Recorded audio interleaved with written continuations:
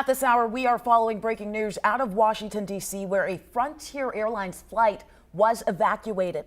Flight 4708 took off from Atlanta and landed at Dulles International Airport. And a spokesperson tells us that the flight is parked away from that main terminal while crews do a precautionary security search. This search is taking place because of a beeping noise coming from the cargo hold. Passengers deplaned safely, and we're being told that they will get their bags once the security check is completed.